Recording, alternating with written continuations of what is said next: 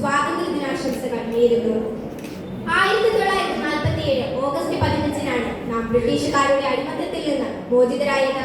മോചിപ്പിക്കുവാൻ മുന്നിട്ടിറങ്ങിയ സ്വാതന്ത്ര്യ സമര നായകന്മാരായിരുന്നു ഗാന്ധിജി, ജവഹർലാൽ നെഹ്റു, സുഭാഷ് ചന്ദ്രബോസ്, സർദാർ വല്ലഭായ് പട്ടേൽ തുടങ്ങി ഒട്ടേറെ പേർ. അവരുടെ എല്ലാം ത്യാഗമാണ് നാം ഇന്ന് അനുഭവിക്കുന്ന സ്വാതന്ത്ര്യം. ഇന്ത്യക്ക് വേണ്ടി ജീവിത ത്യാഗം ചെയ്ത ആ ധീര ദേശാഭിമാനികളെ ഈ അവസരത്തിൽ നമുക്ക് സ്മരിക്കാം. നമ്മുടെ രാജ്യം ഒരു ജനാധിപത്യ രാജ്യമാണ്. എന്തിനുമുള്ള സ്വാതന്ത്ര്യം നമ്മുടെ നാട്ടിലുണ്ട്. അത് നാം ഒരിക്കലും ദുർവിനിയോഗം ചെയ്യരുത്.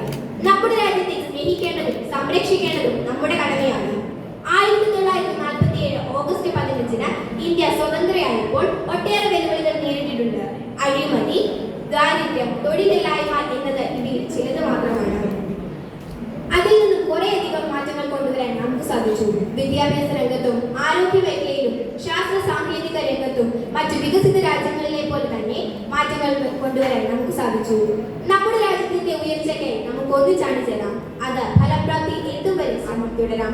ഇത്രയും പറഞ്ഞുകൊണ്ട് ഞാൻ എന്റെ വാക്കുകൾ ഉപസംഹരിക്കുന്നു. നന്ദി, നമസ്കാരം.